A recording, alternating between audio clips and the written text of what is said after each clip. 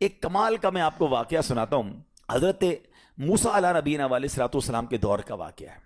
اللہ کریم نے آپ کو حکم دیا کہ اے موسیٰ فلاں علاقے میں جاؤ، میرے ایک ولی کا انتقال ہو گیا ہے، تو اس کا جا کر نماز جنازہ ادا کرو، غسل کفن کا انتظام کرو. آپ ادھر گئے، آپ نے جب غسل کفن کے لیے کوشش کی تو لوگ کہنے لگے آپ کدھر آ گئے، یہ تو بڑا گناہ گار، بڑا بدکار اور زمانے کا بیکار شخص ہے، آپ اس کا جنازہ پڑھنے آئے ہیں. بہرحال آپ نے وہ سارا کچھ کر دیا. پھر اللہ سے کہا کہ یا اللہ بندے تو یہ کہہ رہے ہیں تیرا نافرمان تھا، گناہ گار تھا، اور تو فرماتا ہے تیرا ولی. اللہ نے فرمایا موسیٰ بات یہ بندے بات تو صحیح کر رہے ہیں، یہ جو کہہ رہے ہیں نا یہ سب ٹھیک کہہ رہے ہیں، مگر بات یہ ہے کہ اس بندے نے مرنے سے پہلے جب اس کی وفات کا وقت قریب آیا نا تو 5 کلمات کے ذریعے اس نے مجھے پکارا. اے موسیٰ میں نے ان 5 کلموں کی وجہ سے اس کی مغفرت فرما دی.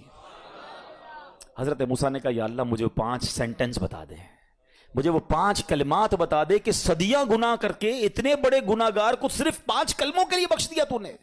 اب ذرا ان 5 سینٹنس کی خوبصورتی، ڈیپتھ اور اللہ سے کنیکٹیوٹی سمجھیے گا. کاش یہ بات سمجھ آ جائے کہ توبہ کہتے کس کو ہیں، اللہ سے کنیکٹیوٹی کسے کہتے ہیں. ہم کانوں کو ہاتھ لگانا یا اللہ میری توبہ، ہمارے تو اسٹائل ہی دوسرے ہیں نا. توبہ کسی اور شے کا نام ہے. توبہ کے لیے کوئی بہت بڑا اہتمام کرنے کی ضرورت نہیں ہے، بس دل سے ایک بار پکارنے کی ضرورت ہے. سچی پکار ہو جائے، ایک بار سچی کنیکٹیوٹی ہو جائے، وہ کریم پچھلے سارے گناہ معاف فرما دیتا ہے. اس پتہ ہے گناہ گار نے وہ 5 جملے کیا کہے؟ وہ کہتا ہے اے اللہ تو جانتا ہے کہ میں نیکوں سے محبت کرتا ہوں اگرچہ خود نیک نہیں ہوں. ذرا سوچئے، میں خود نیک نہیں ہوں مگر تو جانتا ہے مجھے نیکوں سے پیار بڑا ہے. دوسرا سینٹنس کیا تھا؟ یا اللہ تو جانتا ہے میں گناہ گاروں سے بغض رکھتا ہوں، فاسقوں سے بغض رکھتا ہوں حالانکہ میں خود گناہ گار ہوں. سمجھ رہے بات کو؟ اپنے گناہوں کا اعتراف، اقبال جرم ہے. بندے کو کہو تو گناہ گار، بولتا ہے میں کدھر گناہ گار بھائی، مجھ سے بڑا تو نیکی کوئی. ہم تو پہلے یہی ماننے کے لیے تیار نہیں کہ میرے گناہ کتنے ہیں. اللہ کی بات دنیا سے چھپا لو، اللہ سے چھپتا نہیں کچھ. ادھر اقبال کریں، ادھر مانیں، ایکسیپٹ کریں. ہاں دنیا کی عدالت میں اگر ہم کہیں جا کے اپنا جرم ایکسیپٹ کریں سزا سنائی جاتی ہے. سبحان اللہ، میرے رب کی رحمت کے انداز ہی نرالے ہیں، اس کی عدالت کے دستور نرالے ہیں. کوئی سچے دل سے جا کے مان لینا یا اللہ میں سب سے بڑا گناہ گار، اس کی رحمت اس کی بخشش فرما دیتی ہے. اس نے کہا کیا کہا؟ یا اللہ ہوں بڑا گناہ گار، میں گناہ گاروں سے نفرت رکھتا ہوں مگر مولا خود بھی گناہ گار ہوں. تیسرا جملہ کیا تھا؟ یا رب اگر مجھے معلوم ہو جائے نا کہ میرے جنت میں داخل ہونے سے تیری ملکیت میں کوئی کمی آ جائے گی تو پھر میں تیری جنت کا کبھی تجھ سے سوال نہیں کروں گا، کیونکہ مجھے پتا ہے تیری جنت بہت بڑی ہے. مجھے داخل کر کے تیرا کچھ بھی نہیں جانا، تیرا کچھ نہیں جانا، میرا بیڑا پار ہو جانا ہے. تو پھر میں تجھ سے کیوں نہ مانگوں؟ مجھے بخشنے میں تیرا کیا جائے گا؟ تو کریم، تیری جنت بہت بڑی، تیری رحمت بہت بڑی. تو یا اللہ مجھے اگر یہ معلوم ہو جائے کہ مجھے جنت میں داخل کرنے سے تیری ملکیت تھوڑی ہو جائے گی پھر میں جنت نہیں مانگوں گا. چوتھا سینٹنس کیا تھا؟ یا رب اگر مجھے معلوم ہو جائے کہ میرے جہنم میں داخل ہونے سے تیری ملکیت میں اضافہ ہو جائے گا تو میں جہنم سے تیری پناہ بھی نہیں مانگوں گا. اگر جہنم میں ڈالنے سے تیری ملکیت میں، تیرے ملک میں اضافہ ہو رہا ہے تو پھر مجھے ڈال دے جہنم میں راضی ہوں. مگر مجھے پتا ہے کہ مجھے جہنم میں ڈالنے سے تیری ملکیت میں کوئی اضافہ نہیں ہوگا. تو ویسے ہی مالک ہے، تو ویسے ہی خالق ہے، سب کچھ تیرا ہے. اور آخری جملہ سنیے، وہ کیا کہتا ہے؟ یا رب اگر تو مجھ پر رحم نہیں کرے گا تو پھر کون کرے گا؟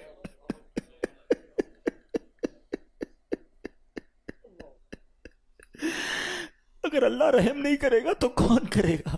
آج اس کی رحم کی بھیک لینے تو آئے ہیں، آج اس کے کرم کی خیرات لینے تو آئے. ہم مانتے ہیں یا اللہ، ہم سب ایکسیپٹ کرتے ہیں، ہم نے بہت گناہ کیے، ہم نے بہت خطائیں کی، لوگوں سے ڈر لگتا رہا کہ کوئی دیکھ نہ لے. مالک معلوم تھا تو دیکھ رہا ہے، پھر بھی ہم نے گناہ کیے. دروازے بند کر کے گناہ کیے، لائٹ آف کر کے گناہ کیے، علاقے تبدیل کر کے گناہ کیے. ہم سب مانتے ہیں مولا، مگر یہ پتا ہے ہمیں بخش دے گا تو تیری رحمت میں کمی نہیں آئے گی، تیرا جائے گا کچھ نہیں. ہم بھی تیرے بندے ہیں، ہم بھی تیرے بندے ہیں، تیرے محبوب کے امتی ہیں مولا. تو رحم نہیں کرے گا تو کون رحم کرے گا؟ حاصل کریں. جب حضرت عبد الرحمن بن عوف کو ہوش آیا نا تو لوگوں نے کہا کہ آپ کی طبیعت کیسی ہے؟ تو آپ نے کہا کیا مجھ پر غشی طاری ہو گئی تھی؟ تو کہا جی تو کہتے ہیں بے شک میری بے ہوشی میں میرے پاس 2 فرشتے آئے اور کہنے لگے تم چلتے نہیں کہ ہم تمہیں خدا کی بارگاہ میں لے جائیں اور تمہارے بارے میں فیصلے لیے جائیں. دوسرے فرشتے نے کہا انہیں لوٹا دو, یہ ان افراد میں سے ہے جن کے لیے ان کی ماؤں کے پیٹ میں ہی سعادت مندی لکھ دی گئی تھی, اور ان قریب اللہ تعالیٰ ان کے ذریعے ان کی اولاد کو جب تک چاہے گا نفع دے گا. اس کے بعد آپ رضی اللہ تعالیٰ 1 مہینہ مزید زندہ رہے, اس کے بعد انتقال ہوا. تو پتہ چلا کہ آپ کی والدہ نے نماز پڑھی, اللہ سے مدد مانگی اور آپ کو اللہ نے ایک نئی زندگی عطا فرمائی. تو آپ اپنی زندگی میں اس پریکٹس کو آج اس آیت سے دیکھیں, ہم نے کرنا کیا ہے. ہم جب بیان میں آئیں تو صرف بیان نہیں سننا ہے, ہم نے اللہ نے مجھے کہا کیا ہے. ہم اس ٹاپک کو لے کے اسی لیے چل رہے ہیں نا کہ میرے رب نے ڈائریکٹلی مجھ سے کیا بات کی ہے. تو آج اس آیت میں یہ لیسن مل رہا ہے کہ جب کسی پرابلم میں ہیں, کلیمٹی میں ہیں, تو اللہ کی طرف جانا ہے اور نماز سے مدد چاہنی ہے. وَاسْتَعِينُوا بِالصَّبْرِ وَالصَّلَاةِ. اچھا اب آپ دیکھیں پیارے آقا کی نماز کی کیسی عادت تھی.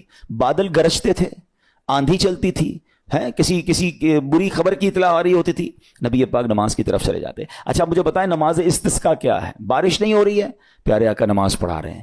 سورج گہن ہو رہا ہے, نبی پاک نماز پڑھا رہے ہیں. چاند گہن ہو رہا ہے, پیارے آقا نماز کی طرف. یعنی کس قدر اللہ کی طرف رجوع ہے. And whenever anything bad happen یا گوئنگ ٹو بیڈ ہیپن, ہونے والی لگ رہی ہے, کچھ بڑا ہونے والا ہے. ہمیں بھی تو خبریں آ رہی ہوتی ہے نا کہ بھائی کل بہت شدید بارش ہوگی, اللہ نہ کرے کوئی اور بری خبر ایکسپیکٹیشن ہے, آپ کو کاروبار میں کوئی ایسی خبر آنے کا ڈر ہے, یا آپ کی کوئی شپمنٹ جاری ہے, واٹ ایور آپ چاہتے ہیں ہر چیز بہتر ہو جائے. قرآن نے فارمولا دیا نا, وَاسْتَعِينُوا بِالصَّبْرِ وَالصَّلَاةِ. اللہ نے ڈائریکٹلی مجھے اور آپ کو کہا ہے. تو from now on words make your practice کہ میں نے انشاءاللہ نماز سے مدد لینی ہے. اور آپ اپنی آنکھوں سے دیکھیں گے اور آپ اللہ سے عرض بھی کریں کہ اللہ تو نہیں قرآن میں کہا ہے مدد لے, میں نے کھڑا ہو گیا نماز کے لیے. تو نماز سے آپ نے مدد لینی ہے. اچھا اب اس کے بعد آیت کا جو سیکنڈ پارٹ ہے کہ صبر سے بھی مدد لینی ہے. اور آگے کیا فرمایا, ان اللہ مع الصابرین, اللہ صابروں کے ساتھ ہے. سبحان اللہ. اس کا مطلب یہ ہوا کہ اللہ تعالیٰ اپنے علم و قدرت کے ساتھ ویسے تو ہر کسی کے ساتھ ہے, لیکن یہاں صبر کرنے والوں کا خاص ذکر اس لیے ہوا تاکہ انہیں معلوم ہو جائے کہ اللہ تعالیٰ ان کی مشکلات کو دور فرما دے گا. مگر کرنا کیا ہے؟ صبر کرنا ہے. اچھا اب صبر کے بارے میں 2 باتیں بڑی اہم ہیں کہ صبر نارملی ہم جب بھی صبر کے بارے میں سنتے ہیں تو صبر ہم کہتے ہیں یار تکلیف آئی ہے صبر کرو, یقیناً یہ بھی صبر ہے, مگر صبر کی ایک اور قسم بھی ہے جو اس سے بھی سپیریئر ہے, جو اس سے بھی افضل ہے. اور وہ کیا ہے؟ گناہ کے لیے دل چاہے, حرام کے لیے دل چاہے, نفسانی خواہشات برا کام کروانا چاہ رہی ہیں اور بندہ اس پر صبر کرے. یہ صبر جو ہے نا یہ شریعت کو اور محمود ہے اور بڑا افضل ہے کہ انسان کو جی چاہے کہ فلاں گناہ کرنا ہے مگر وہ اس پر صبر کرے. اور دوسرا صبر وہی ہے جو ہم جانتے ہیں کہ کوئی مصیبت آ جائے, کوئی آفت آ جائے, کوئی ہمارا اللہ نہ کرے کسی سے لڑائی ہو جائے, ہمیں کوئی برا بلا کہے, ہم اسے معاف کر دیں, صبر کریں. یا جسمانی تکلیف ہے, کاروبار میں پرابلم ہے, ہم اللہ کی رضا پر راضی رہیں. تو یہ 2 قسم کے صبر ہیں. اور جب کوئی بندہ صبر کرتا ہے نا تو قرآن و حدیث اور بزرگان دین کے اقوال سے میں اب آپ اس کے 10 فائدے بتانا چاہتا ہوں. میں کہتا جاؤں گا, آپ اللہ کے ذکر کی نیت سے سبحان اللہ بھی کہتے رہیں, جنت میں درخت بھی لگاتے رہیں. ٹھیک ہے. اللہ تعالیٰ صبر کرنے والوں کے ساتھ ہے. صبر کرنے والے کو اس کے عمل سے اچھا اجر ملے گا, صبر کرنے والے کو بے حساب اجر ملے گا. صبر کرنے والوں کی جزا دیکھ کر قیامت کے لوگ حسرت کریں گے. صبر کرنے والے رب کریم کی طرف سے درود و ہدایت اور رحمت پاتے ہیں. صبر کرنے والے اللہ کو محبوب ہیں. صبر آدھا ایمان ہے. صبر جنت کے خزانوں میں سے ایک خزانہ ہے. صبر کرنے والے کی خطائیں مٹا دی جاتی ہیں اور صبر ہر بھلائی کی کنجی ہے. اب آتے ہیں ان دونوں صبر کو تھوڑا سا ڈیفائن کرتے ہیں. ایک نفسانی خواہشات, گناہ کا جی چاہتا ہے, کیونکہ نفس ہے نا وہ تو ہر وقت موج مستی چاہتا ہے, وہ تو ہر وقت چاہتا ہے جناب بس یہ بھی کام کر لوں وہ بھی کر لوں. اب مجھے یہ دیکھنا ہے کہ میرا یہ کام اللہ کو راضی کرے گا یا رب کو ناراض کر دے گا. لیکن جو نفسانی خواہشات پر صبر کرتا ہے نا, گناہ سے اپنے آپ کو بچاتا ہے. قرآن کیا کہتا ہے؟ وَأَمَّا مَنْ خَافَ مَقَامَ رَبِّهِ وَنَهَى النَّفْسَ عَنِ الْهَوَىٰ فَإِنَّ الْجَنَّةَ هِيَ الْمَأْوَىٰ. اور رہا وہ جو اپنے رب کے حضور کھڑے ہونے سے ڈرا اور نفس کو خواہش سے روکا تو بے شک جنت ہی اس کا ٹھکانہ ہے. دل چاہ رہا ہے, شیطان کہہ رہا ہے کر لے, کوئی دیکھنے والا نہیں ہے, علاقہ بھی چینج کر لیا, شہر بھی تبدیل ہو گیا, nobody here to watch you, مگر اللہ دیکھ رہا ہے. اچھا نارملی اگر غور کریں گناہ کرتے کیوں ہیں؟ جتنے بھی گناہ ہیں, what ever the list of گناہ اٹھائیے, کوئی شراب پیتا ہے, کوئی بدکاری کرتا ہے, معاذ اللہ کوئی جوا کھیلتا ہے, کوئی جناب بے حیائی کرتا ہے, گندی چیزیں دیکھتا ہے یا جھوٹ بولتا ہے, واٹ ایور, ان تمام گناہوں میں تھوڑی سی لذت ہے, ٹیسٹ. ٹھیک ہے. غیبت میں بھی ٹیسٹ ہے, بلکہ کتابوں میں آیا کہ غیبت میں شراب سے بھی زیادہ مزہ ہے, جبھی تو بندہ چھوڑتا نہیں ہے. اچھا لیکن یہ تمام ٹیسٹ میں ایک بڑی اہم بات اب میں کہنے جا رہا ہوں. یہ بزرگ نے بڑی کمال کی ون لائنر ہمیں دے دیا ہے. وہ کہتے ہیں کبھی بھی لذت کے لیے گناہ مت کرنا, کیونکہ لذت ختم ہو جائے گی, گناہ کا جواب اور پنشمنٹ باقی رہ جائے گی. اب آپ اس فارمولے کو سامنے رکھیں کہ جب بھی ہم گناہ کرتے ہیں فیو منٹس یا فیو آورز کی ایک انجوائمنٹ ہے, آفٹر دیٹ انجوائمنٹ ختم, مگر اس کا جواب باقی ہے, عذاب باقی ہے, اللہ نہ کرے اللہ ناراض ہوا تو پنشمنٹ باقی ہے. تو کیا فرمایا, انجوائمنٹ کے لیے گناہ مت کرنا, انجوائمنٹ ختم ہو جائے گی, عذاب باقی رہ جائے گا. اور اگلا سینٹنس کتنا خوبصورت ہے, فرماتے ہیں کبھی بھی تکلیف کی وجہ سے نیکی مت چھوڑنا, تکلیف ختم ہو جائے گی, اجر باقی رہ جائے گا. اب مثال دیتا ہوں, اس کے 2-3 ایگزامپل سمجھیے. گناہ کی ایگزامپل تو آپ سمجھ گئے کہ کوئی بھی تھوڑی دیر کا گناہ کرتا ہے, لذت پاتا ہے, وہ گناہ ختم, عذاب باقی. اب نیکی میں کیا ہوتا ہے, فجر کے لیے اٹھنا, نیند آ رہی ہے, دل نہیں چاہ رہا, آپ اٹھے, آپ نے وضو کیا, فجر پڑھا, وہ اٹھنے کی تکلیف تو ختم ہو گئی نا, واپس سونا تو سو جائیے, مگر فجر کا اجر اور ثواب باقی رہ گیا ہے. رمضان کے روزے ڈیفیکلٹ ہیں, لیکن افطار کے بعد تکلیف ختم ہو جاتی ہے, ہم کھاتے پیتے ہیں, موج کرتے ہیں, مگر ثواب باقی رہ جاتا ہے. کبھی کبھی آپ کو کوئی مسجد میں بلاتا ہے, یار چلو بھائی بیان ہو رہا ہے, اجتماع ہو رہا ہے, کوئی نیکی کی بات ہو رہی ہے, نہیں یار دل نہیں چاہ رہا, آپ آ گئے, آدھے 1 گھنٹہ بیٹھے, پھر چلے گئے, وہ آپ کا جو ٹینشن تھا یا پریشر تھا وہ ختم ہو گیا, مگر ثواب باقی رہ گیا. تو اب اس فارمولے کو یاد رکھیے گا, جب بھی گناہ آپ کی طرف آئے نا, آپ سوچیں کتنی دیر کا فائدہ ہے, 1 گھنٹہ دوستوں کے ساتھ بیٹھوں گا, بری باتیں کروں گا, 2 گھنٹے فلم دیکھوں گا, 2 ڈھائی 3 گھنٹے, بس اس کے بعد جواب تو باقی ہے نا, قیامت تک اللہ کو جواب دینا پڑے گا. نہیں یار مجھے انجوائمنٹ کے لیے گناہ نہیں کرنا ہے. اور جب کوئی نیکی کا کام آئے اور آپ کو لگے یار دل نہیں چاہ رہا, مزہ نہیں آ رہا, بوریت ہوگی, چھوڑنا یار, تو بندہ سوچے کتنی دیر کی نیکی ہے, آدھے گھنٹے کی, 1 گھنٹے کی, بس 2 گھنٹے کی, اور ثواب باقی رہ جائے گا. Let's do it. اگر یہ بات سمجھ آ گئی نا آپ کو, تو انشاءاللہ دیکھیے گا گناہ سے بچنا اور نیکیاں کرنا آسان ہو جائے گا. تو اب کیا فرمایا قرآن نے کہ جس نے اپنے نفس کو روکا, کیا خوبصورت آیت ہے, وَأَمَّا مَنْ خَافَ مَقَامَ رَبِّهِ وَنَهَى النَّفْسَ عَنِ الْهَوَىٰ, اب رہا وہ جو اپنے رب کے حضور کھڑے ہونے سے ڈرا اور نفس کو خواہش سے روکا, تو بے شک جنت ہی اس کا ٹھکانہ ہے. اور ایک اور جگہ کمال سے فرمایا, وَلِمَنْ خَافَ مَقَامَ رَبِّهِ جَنَّتَانِ, مبارک ان کو جو اللہ سے ڈرتے ہیں نا, صبر کرتے ہیں, گناہ نہیں کرتے, رک جاتے ہیں. قرآن کہتا ہے جو اپنے رب کے حضور کھڑے ہونے سے ڈرے اس کے لیے 2 جنتیں ہیں, 1 نہیں 2 جنتیں ہیں. سورہ رحمان کی آیت ہے. تو پتا چلا کہ نفس کو روکنا یہ آسان بھی نہیں ہے, ہاں دل بہت چاہتا ہے, مگر یہ صبر جو ہے نا, ان اللہ مع الصابرین کا جو معراج ہے, جو ٹاپ آف دا لسٹ صبر ہے, وہ یہ صبر ہے. اچھا اب آتے ہیں ایک اور صبر کی صورت, کہ اب آپ کو کسی نے غصہ دلا دیا, برا بھلا کہا, یا آپ کے مزاج کے خلاف بات ہو گئی, اب آپ نے روکنا ہے اپنے آپ کو. اب غصے کا اظہار نہیں کرنا, لڑائی نہیں کرنی, گالی کا جواب گالی, اینٹ کا جواب پتھر, انگریزی کا مقولہ ہے نا ٹٹ فور ٹیٹ, جیسے کو تیسا نہیں, یہ ہماری شریعت ہمیں نہیں سکھاتی. اچھا آج کل کسی کو کہو نا یار آپ کیوں یار لڑائی کر رہے ہیں, بھائی میں جواب نہ دوں تو لوگ سمجھیں گے کمزور آدمی ہوں, مجھے اپنا روب بھی تو رکھنا ہے, میں بھی تو پتا چلے کون ہوں, اپنا بتاؤں تو صحیح کون ہوں. سچی بات پتہ کیا ہے, جو ٹٹ فور ٹیٹ کرتا ہے, گالی کا جواب گالی سے دیتا ہے نا, وہ واقعی بتا دیتا ہے وہ کون ہے, وہ اپنا تعارف کروا رہا ہوتا ہے کہ یہ بھی ایسا ہے, میں بھی ویسا ہی ہوں. او بھائی. اچھا پھر ایک اور عجیب جملہ بڑا مشہور ہے آج کل, جناب ہم شریف کے ساتھ شریف ہیں, ہم بدماش کے ساتھ بدماش ہیں. مجھے آج تک سمجھ نہیں آئی یہ کون سا بٹن لگا ہوا ہے آپ کے اندر کہ شریف کے ساتھ آپ شریف ہو جاتے ہیں, بدماش آتا تو آپ بھی بدماش ہو جاتے ہیں. جناب والا, شریف آدمی شریف کے ساتھ بھی شریف ہوتا ہے, بدماش کے ساتھ بھی شریف ہوتا ہے. جب بھی تو وہ غلط آدمی اچھا ہوگا نا. نبی پاک علیہ الصلوۃ والسلام نے گالیاں سن کر دعائیں دی ہیں, پتھر برسانے والوں کو بھی دعائیں دی ہیں, مگر ہم تو تیار ہی رہتے ہیں, یار میں بتاؤں گا اس کو میں کون ہوں, 1 گالی دی ہے میں اس کے ساتھ پشتوں کو گالیاں دوں گا. تو پھر آپ بھی ویسے ہی ہو گئے نا جناب. حدیث پاک کیا ہے, ہو از مور اسٹرانگر, ہو از مور پاورفل.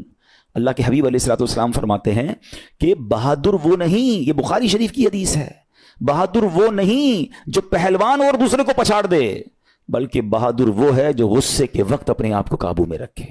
اصل بہادری یہ ہے. تو اگر آپ نے واقعی صبر سے مدد لینی ہے, ان اللہ مع الصابرین کا مجدہ لینا ہے, تو بدلے نہیں لینا ہے, معاف کرنا ہے. ذرا مل کر میرے ساتھ شب قدر کی دعا دہرائیے گا, اللہم انک عفو کریم تحب العفو فاعف عنی, اللہم انک عفو کریم تحب العفو فاعف عنی, اللہم انک عفو کریم تحب العفو فاعف عنی. واٹ از دا میننگ, اس دعا کا معنی کیا ہے؟ اللہم انک عفو, اے اللہ تو معاف کرنے والا ہے, تحب العفو, معافی کو پسند کرتا ہے, فاعف عنی, اللہ مجھے بھی معاف کر دے. ہم کیا کہہ رہے ہیں اللہ سے, اللہ مجھے معاف کر دے اور میرے سارے اگلے پچھلے گناہ معاف کر دے. مگر دیر از اے کوسچن, آپ نے معاف کر دیا سب کو؟ بندہ کہتا نہیں میں تو انتظار میں بیٹھا ہوں, میں تو موقع کی تلاش میں, بس موقع ملے پھر بتاؤں گا میں کون ہوں. ہاتھ میں آ نہیں رہا بندہ, ٹرائی کر رہا ہوں کسی جگہ آ جائے, بس کوئی اس کے پیسے ویسے آ جائیں, کوئی اس کا معاملہ میرے پاس آ جائے, بس پھر دیکھو کیا کرتا ہوں. بیٹھے اس انتظار میں بیٹھے بہت سارے لوگ, کمال ہے یار. یعنی دشمنیاں پالی ہوئی ہیں, رشتہ داریاں کاٹی ہوئی ہیں, دوستوں کے پاس جا نہیں رہے ہیں, میاں بیوی میں لڑائی ہے, ایک سوری کے لیے بیوی گھر بیٹھی ہے, وہ کہتی شوہر سوری کہہ دے تو میں آ جاؤں گی, شوہر کہتا ہے بیوی معافی مانگ لے تو میں لے آؤں گا. ارے بھائی کوئی بھی آگے بڑھ کے معافی کر لو بھائی, اللہ سے معافیاں مانگ رہے ہو, بندوں کو معاف کرنے کے لیے کوئی تیار نہیں ہے. مجھے خود بتائے نا یہ کیسی دعا ہے کہ اے اللہ تو مجھے معاف کر دے, میں نے کسی کو معاف نہیں کرنا. یہ بنتی ہے دعا؟ اللہ سے پتہ ہے کیا کہیں, اے اللہ میں نے بندہ ہو کر تیرے سارے بندوں کو معاف کر دیا ہے, تو سب سے بڑا معاف کرنے والا ہے نا, اللہ تو بھی مجھے معاف کر دے. Look at the way to talk, یہ مزہ ہے نا بات کرنے کا, پھر دعا کرنے کا لطف بھی آئے گا آپ کو. تو دشمنیاں نہ رکھیں, غصے پر قابو پائیں, معاف کریں. ایک حدیث سن لیجئے, لرزا دیتی ہے, ڈرا دیتی ہے. اللہ کے نبی علیہ الصلوۃ والسلام فرماتے ہیں جو رحم نہیں کرتا اس پر رحم نہیں کیا جاتا. حدیث کا خلاصہ ہے. اور جو معاف نہیں کرتا اسے معاف نہیں کیا جاتا. اب بتائیے ہم معاف کرتے ہیں, ہم رحم کرتے ہیں, ہم کہتے ہیں اللہ ہم پر رحم کرے, ہم کسی پر رحم نہ کریں. نہیں ہوگا رحم, پہلے اپنے اندر تو لائیے یہ باتیں. اب ایک آیت سنیے گا, اس کے تحت ایک واقعہ, اور پھر میں بیان کو کنکلوڈ کرتا ہوں. اللہ کریم ارشاد فرماتا ہے الذین ينفقون فی السراء والضراء والکاظمین الغیظ والعافین عن الناس واللہ یحب المحسنین. قرآن میں رب فرماتا ہے جو خوشحالی اور تنگ دستی میں اللہ کی راہ میں خرچ کرتے ہیں. یہ بڑی خوبصورت بات ہے, یہ غریب اسلامی بھائیوں کے لیے بھی مدنی پھول ہے. امیر تو خرچ کرتا ہے نارملی, غریب خرچ نہیں کرتا اللہ کی راہ میں. ہمارے قبلہ مفتی قاسم صاحب نے تفسیر قرآن صراط الجنان میں ایک بڑی پیاری بات لکھی. آپ کہتے ہیں پوری دنیا کے امیروں کا سروے کر لینا, ان کی جو پیسے بڑھنے کی ایک وجہ یہ بھی ہوتی ہے کہ وہ کہیں نہ کہیں چیریٹی کر رہے ہوتے ہیں, مدد کر رہے ہوتے ہیں. وہ مدد اور وہ نیکی ان کے پیسے بڑھا رہی ہوتی ہے. اور پوری دنیا کے غریبوں کا سروے کریں تو ان میں سے بڑی تعداد وہ جو خرچ ہی نہیں کرتی ہے اللہ کی راہ میں. کہتے ہیں ہم کیا خرچ کریں, ہم تو غریب ہیں, ہم پر لوگ خرچ کریں. میں آپ کو فارمولہ دے رہا ہوں اور یہ قرآن سے دے رہا ہوں. جو تنگی میں بھی اللہ کی راہ میں خرچ کرتے ہیں, جو خوشحالی میں بھی خرچ کرتے ہیں. آپ تنگی میں آپ روپیہ خرچ کریں, یہ نہیں کہتے آپ 10,000 روپے خرچ کریں, جتنی آپ کی حیثیت. یہ کاروبار ہے, آپ 1 روپیہ دیں گے اور آئے گا, آپ 10 روپے دیں گے اور آپ کسی نہ کسی نیکی کے کام میں خرچ کرتے رہیں, آپ غربت سے باہر آ جائیں گے. If you want to take out yourself from that problem, آپ آئیں اللہ کی راہ میں خرچ کرنا شروع کریں. قرآن کہہ رہا ہے کہ جو تنگی اور خوشحالی میں اللہ کی راہ میں خرچ کرتے ہیں. اور اگلا پارٹ کتنا خوبصورت ہے, فرمایا والکاظمین الغیظ والعافین عن الناس, فرمایا اور غصہ پینے والے اور لوگوں سے درگزر کرنے والے. انعام کیا ہے, واللہ یحب المحسنین, اور اللہ نیک لوگوں سے محبت فرماتا ہے. اور پھر ہاں زندگی میں کلیمٹیز, پرابلم, بیماریاں, مشکلیں, قرآن خود کہتا ہے کہ من قریب تمہیں آزمائیں گے. کبھی بیماری آئے گی, کبھی بھوک آئے گی, کبھی مال کم ہو جائیں گے, کبھی ڈسٹربنس آئے گی, خوف آ جائے گا.